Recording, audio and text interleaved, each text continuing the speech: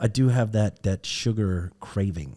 Well, it's a drug. It is. It increases your dopamine levels in your brain, just like cocaine does. And it is the most devastating drug because it's legal, because the drug companies know it's addictive properties. Why? Because the tobacco industry that was destroyed from all the lawsuits and their marketing campaign, you know what they did? They went and bought the food companies. And their scientists, there were experts in addiction, knew, oh, now we can control. Now we can get people addicted. Now we can sell food. So we're adding the sugar. 100%, you can look it up. It's known. Welcome to Spaghetti on the Wall, where we throw ideas, see what sticks, and nurture those that do. I'm your host, Armando Leduc, an actor, entrepreneur, and coach, giving you insights that light up your world. We're here to explore the realms of business, marketing, and life, serving up a shot of inspiration with every episode. Ready to make ideas stick and grow them into something great? Let's dive in.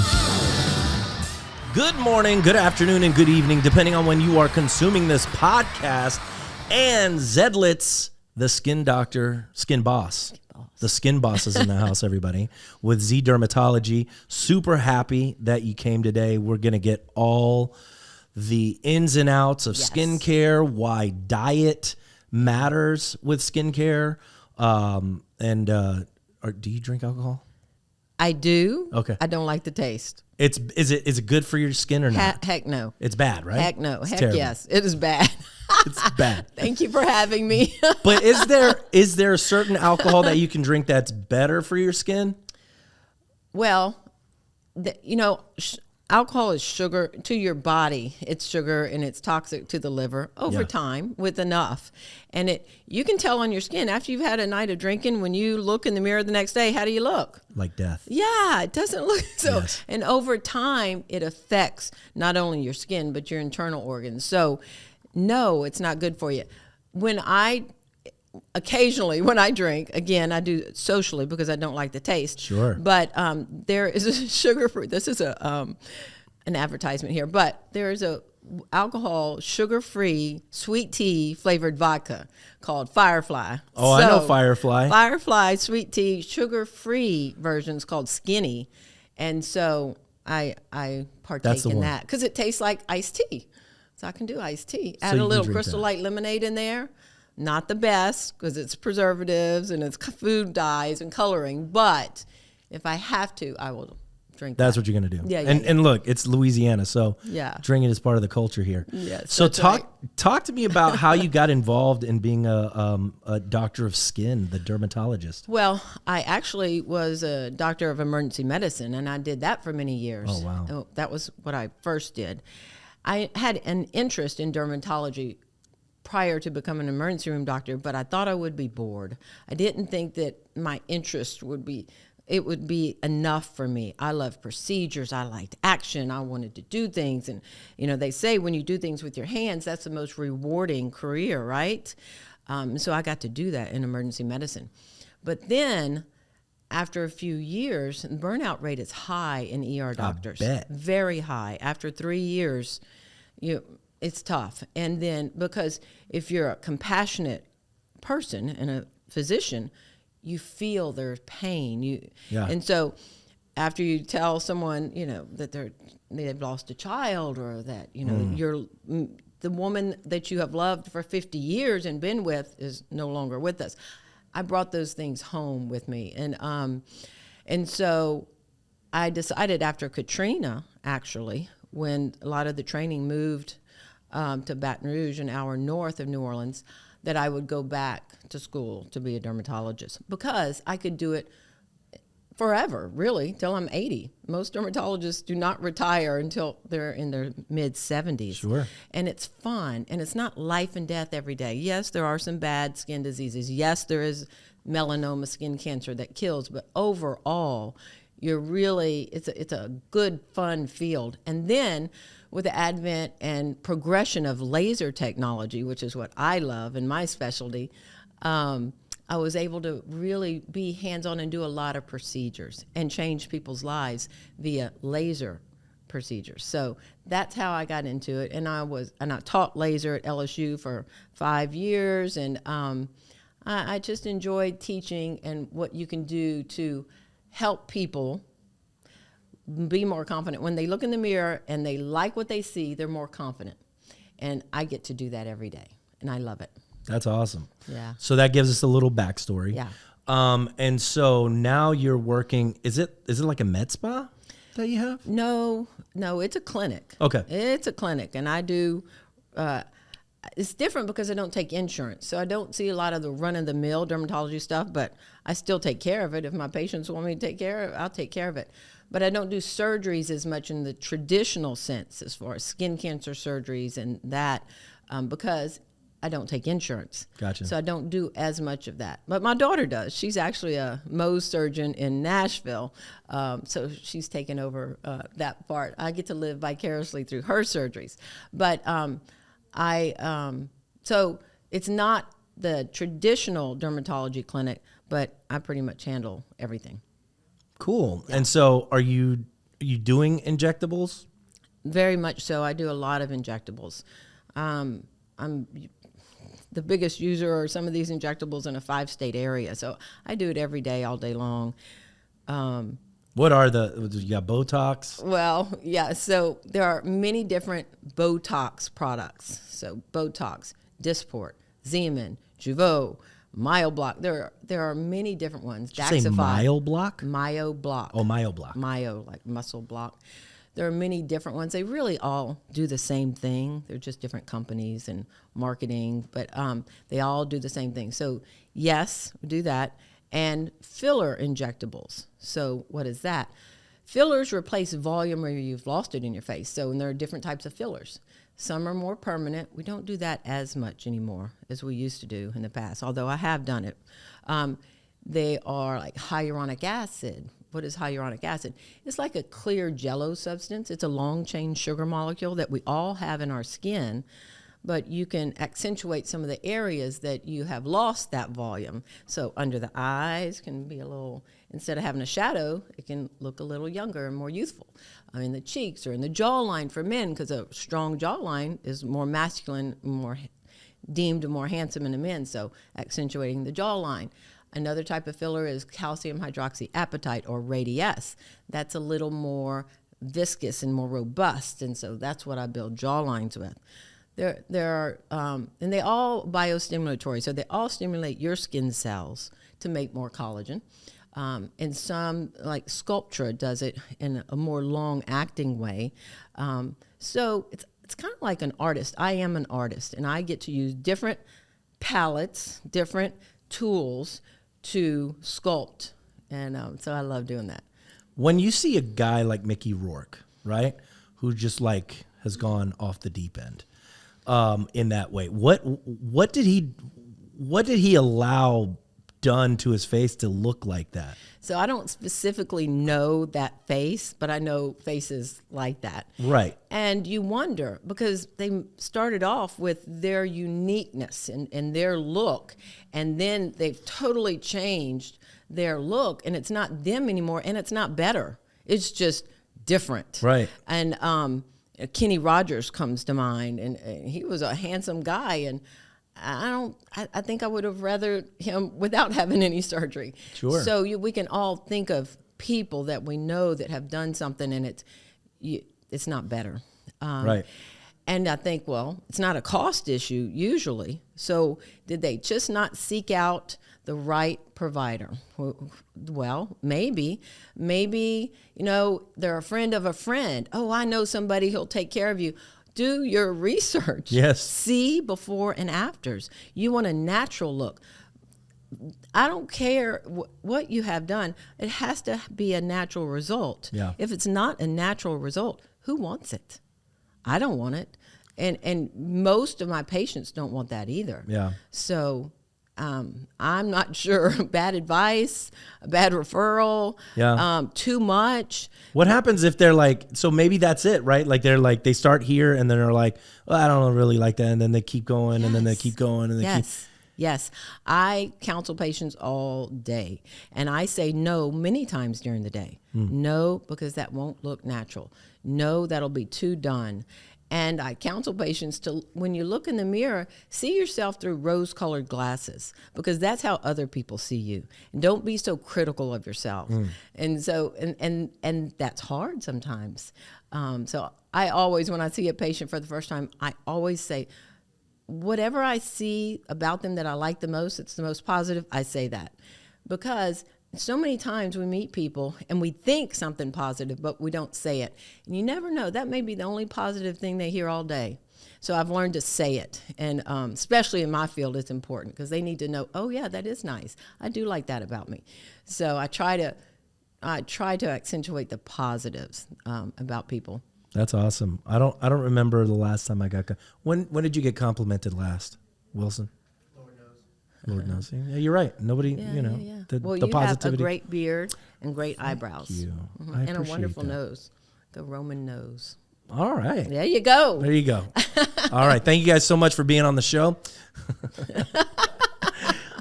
So I love the idea of diet affecting skin, right? And what are the things? Like there was a book back in the day, Eat Right for Your Blood Type. You remember that book? Yes. So do you believe that there are specific foods for specific people, or the foods, no matter what, are going to be good for the skin? I'm going to say a generality. In general, it's real foods. Most foods are good for most of the population. There may be a few exceptions, but that's the general rule. What I have seen, and I have taken a keen interest in diet for decades now. And I love to learn, and my patients have taught me because I had the time to listen, and I love stories, and I love puzzles, and if I think in the medical profession, if we all took a step back and listened to our patients more, that it would be beneficial for the doctor-patient relationship and for sure the patient. And it's hard these days, especially when you take insurance and you have to see so many patients so many days and you have 5 minutes. And who has time to listen to their stories? Well, I do, because I don't take insurance. So I can take a lot of time with my patients. And so I started that a long time ago. And I'll never forget the story. I had a gentleman, and he was very tall. And he went to shake my hand, and he was a federal judge. He was a patient of mine that I was seeing. I was still in training. And he went to shake my hand, and I saw all of the deformities that he had in his hand from rheumatoid arthritis. And I went to shake his hand, and I said, "Oh, I'm so sorry. I didn't know." And he goes, "Oh, that's okay. I don't have it anymore." Well, I had never heard those words about any chronic disease, especially one that had started young, like he was juvenile rheumatoid arthritis, JRA. I don't have it anymore. I've never heard those words. How does that? He goes, "Do you have a minute? I'll tell you my story." I said, "I have all the time in the world." And he sat down and he took me through his childhood and what had happened. So he grew up in California, and he was bedridden in his early 20s. Oh, man. Bedridden from the severe joint pain. And as I told you, his deformities were significant. And some book ended up on his nightstand, Dr. Berger's Immune Diet, Berger. And it's out of print now, but you can get old copies. I have it. And he said, I just read it, and I said, he asked himself, what do I have to lose? So he started eating that way. Everything went away. He had no more pain. All his numbers, his lab work, went back to normal. And I'm in the clinic, and I can see his lab work on the computer, and they are all normal and had been for decades. As I said, he ended up being a judge. His whole life changed because that one book ended up on his nightstand. And that's a lot of my interest came from that early story. It was almost 20 years ago. And then I started reading, and I started learning that what we're taught about a lot of these chronic diseases is not the finite. It's not take a drug for the rest of your life. We're treating the symptoms. How about treat the cause? And the root cause for him was what he was eating. Mm-hmm. And so I believe that wholeheartedly, that what we eat causes inflammation in our body, and inflammation everywhere. It may show up more prevalent in joints or on the skin, but it's happening. It's 100%. It's from our diet. Yeah. So what is he? So are you creating diets for your?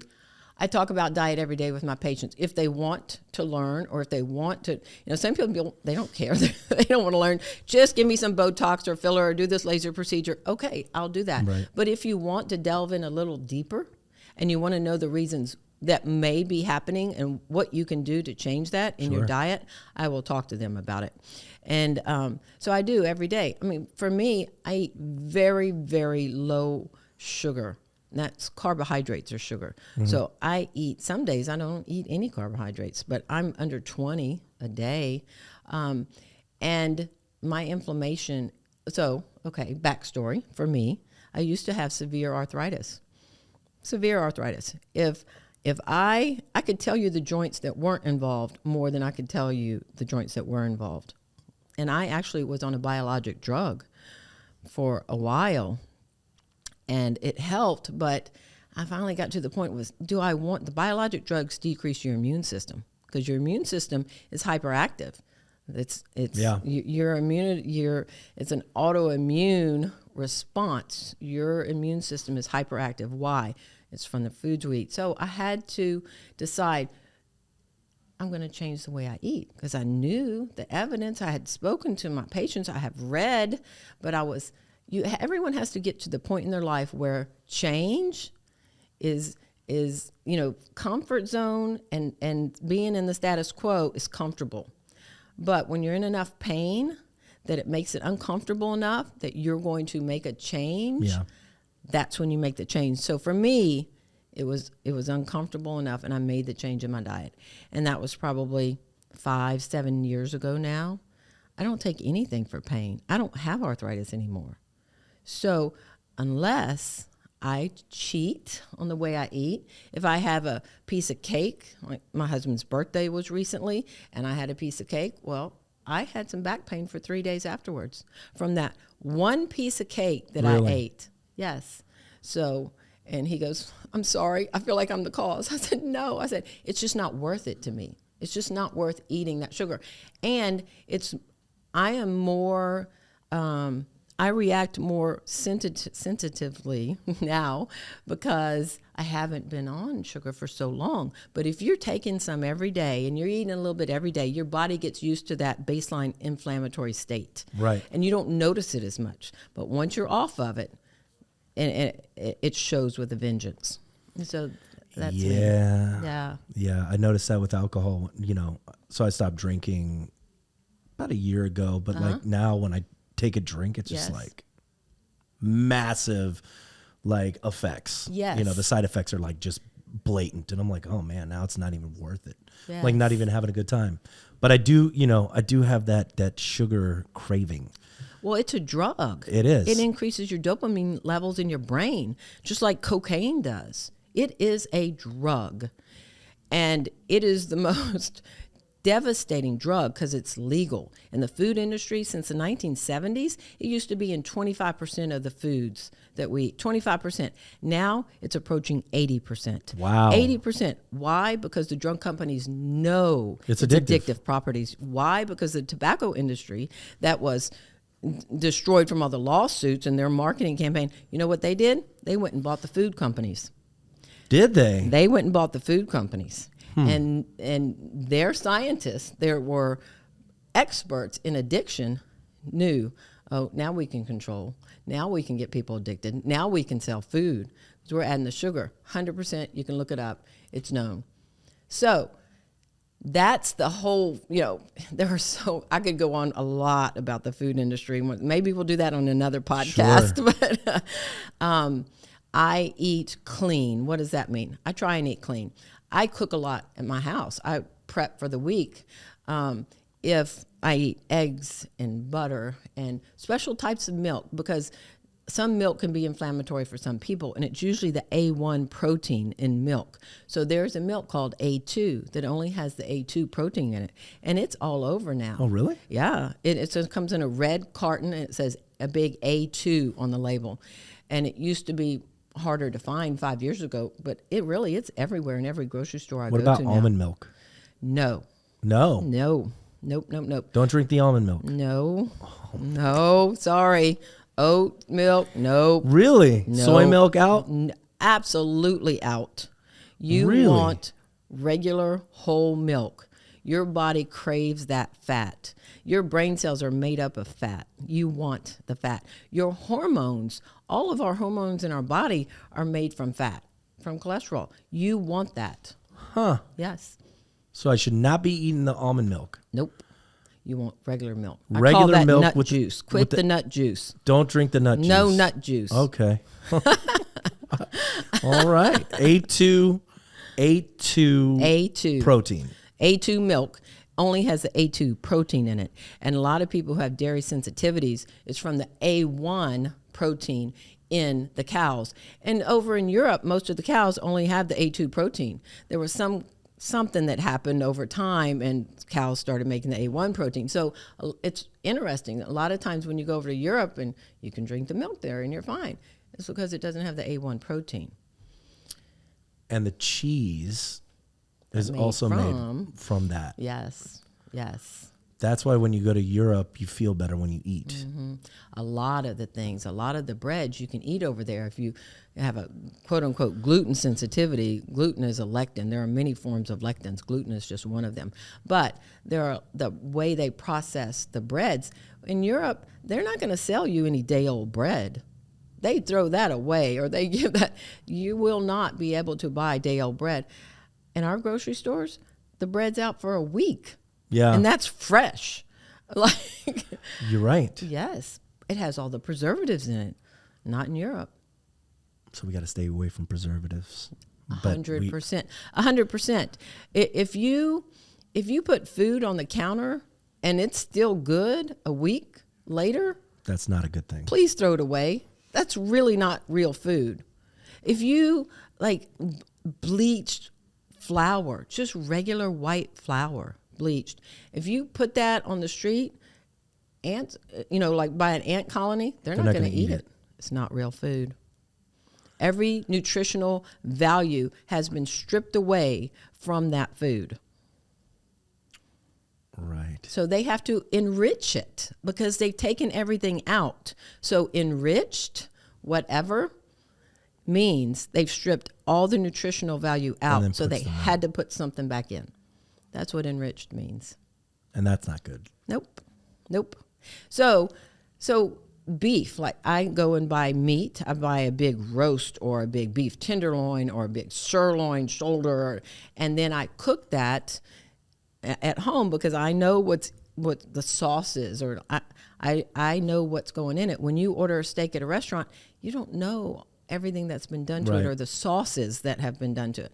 So if I eat out, I just say butter only on my steak. And it is so good, I will tell you. But at home, I prep for the week with a lot of different meats. And then we just eat on it all during the week. Last week, it was a beef tenderloin. The week before that, it was a sirloin. They have big sirloin like shoulders or sirloin rounds at Costco that I get. And I do hamburger meat. I go to the butcher. I go to the local butcher to get my hamburger meat or my ground meat. And then you can get, so I don't like liver and heart and all that, but it's good for you to eat occasionally some liver, occasionally. So at my local butcher, there is a form of ground meat where they include the liver and the organs with it ground up. So I'll do that maybe once a month where I eat in it. It tastes pretty much the same as regular ground meat, but you want that nutrition too.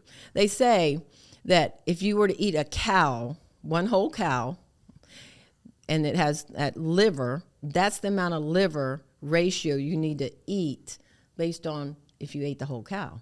So you don't need to eat a lot, you just need a little bit. And I don't like the taste, so I just put it in my ground beef like that. Oh, really? Yeah. What, do they chop it up? No, it's already ground up at the butcher for me. Gotcha. It's called like primal ground or something where the organ meats are in it already. Interesting. Yeah. So what are your thoughts on like vitamins and stuff? If you're eating a nutritionally sound diet, you don't need the problem, you don't need any additional vitamins. The problem is that our food industry now and the soil that we have now is so nutrient deficient that an apple or something 50 years ago does not have the nutritional value. Today's food does not have the nutritional value that it had 50 years ago. So you're not getting a lot of it if you're eating regular store-bought food from the big industry. If you have a farmer nearby and that soil is good, then you're probably okay. So it depends on your food source whether or not you need vitamins. That's my opinion. And do I take an occasional vitamin? Vitamin C maybe is the only thing, but again, you don't need much vitamin C daily if you're getting it from the right source. The problem is if you're eating a lot of vegetables and it's rich in fiber. Well, what is fiber? It's something that we can't digest. We cannot digest fiber. So all the food that you eat with that fiber, the nutritional value is wasted, a lot of it. So I call fiber an anti-nutrient because you cannot absorb the nutrients with the other food if you're eating a lot of fiber. Ah, okay, because it's supposed to clean you out. It takes it. So we weren't meant to eat a lot. Eat fiber. Really? We can't even digest it. Right. Why are we eating it? So I eat eggs, and also eggs, they're the most perfect food on the planet. You can live solely on eggs, right? It forms a chicken. It has everything it needs in there, right? But the regular eggs today in the grocery store do not have the nutritional value of like a pasture-raised egg. So case in point, I saw it this weekend at my house because my husband had gone and he got Costco eggs, the brown eggs. Excuse me. And normally I buy the black box eggs, pasture-raised eggs in the grocery store. So we had 2 of those black box pasture-raised eggs left. He broke those orange rich yolks. And then he broke 2 of the other from the other package, the brown eggs from Costco, pale yellow. Yeah. The nutritional value was not the same, even though it said, I think, cage-free or something on the Costco package. The key is, so you want to know what the definition of cage-free is? So cage-free does not equal pasture-raised eggs. Cage-free means there's a little opening in that chicken farm or that hen house where you can see daylight. And if they could get out from where they're all squished in together, laying eggs, if they could get out there, which they can't, they could go out there and forage in the grass for insects. That's cage-free. That doesn't mean that they're out roaming the area. There's a little like 12 by 12 opening in this massive house that if the chicken could get out, that's cage-free, according to the FDA. Right. So I learned that from a farmer at the farmer's market. It's like, it's depressing. Wow. And sure enough, I always do my research. I looked it up, and that's the case. So don't go for cage-free. Go for pasture-raised eggs. Where can we find these like local butchers, local farmers? Almost every town now has a farmer's market on Saturday mornings. I know in Baton Rouge, where I'm from, they have it downtown every Saturdays, and they also have it, I think, on Thursdays somewhere else local. And every town I've visited, that's one of the things I love to go do, is go to the farmer's market. So it is pretty much readily available all over. And now butcher shops, sometimes it can be a little harder, but Iverstein's Butcher is the local butcher shop that I go to.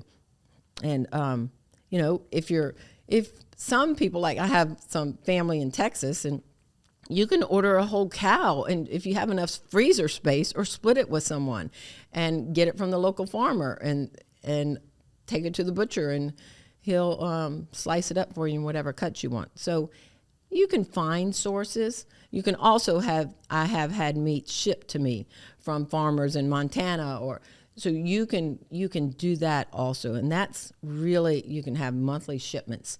That's a thing now too, a lot of people are doing. What about Whole Foods meats? I don't shop at Whole Foods or the company Whole Foods because here it comes. Well, especially with today's prices, it's expensive. It's expensive. I come out and I usually don't look at prices too much, but last time I came out of Whole Foods and it was $500 for my basket that wasn't full, like, oh no. Yeah. No. That's out of control. So I don't shop at Whole Foods. I'm sorry. I'm sorry. I don't blame you. I don't blame you. Yeah. So super enlightening in terms of diet. How do you make that change?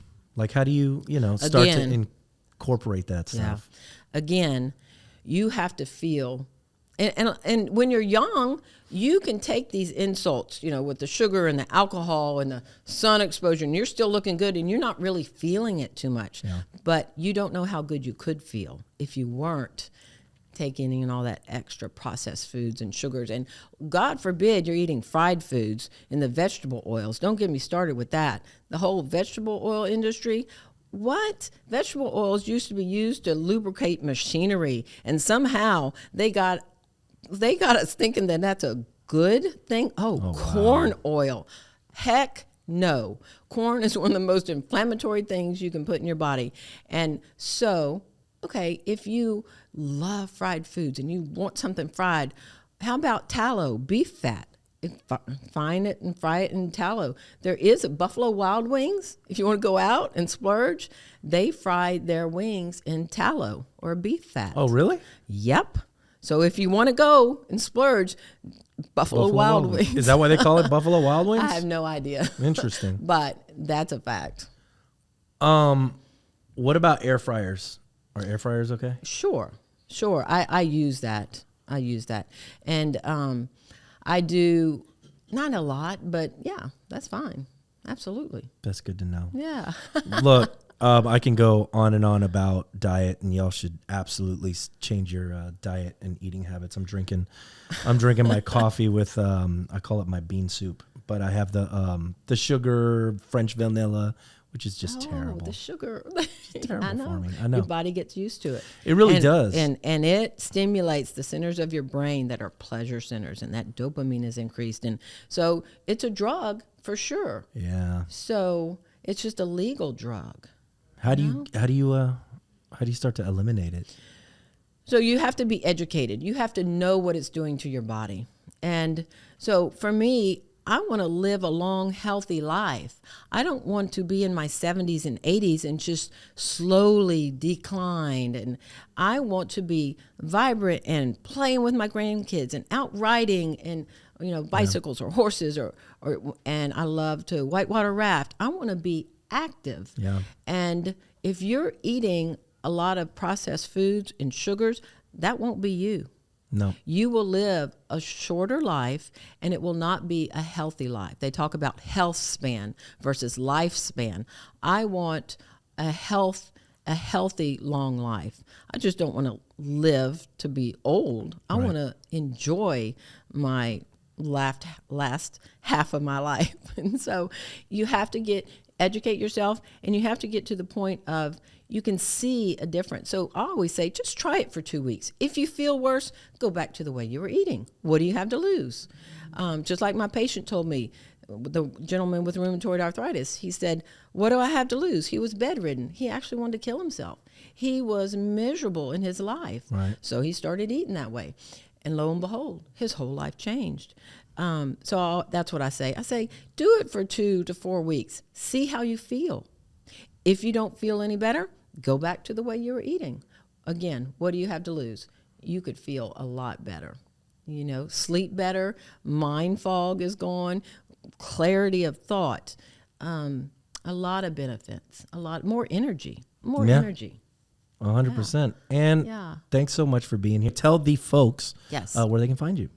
I'm zdermatology.com. Dr. Ann Zedlitz, board-certified dermatologist, and I love skin, and healthy skin is beautiful. So you are what you eat. zdermatology.com. Thanks so much. You're welcome. Thanks for having me. Thank you. And that was Spaghetti on the Wall, ladies and gentlemen, brought to you by Leduc Entertainment. For all of your video production needs, podcasting, we got you. And keep watching, keep listening. We'll see y'all next time.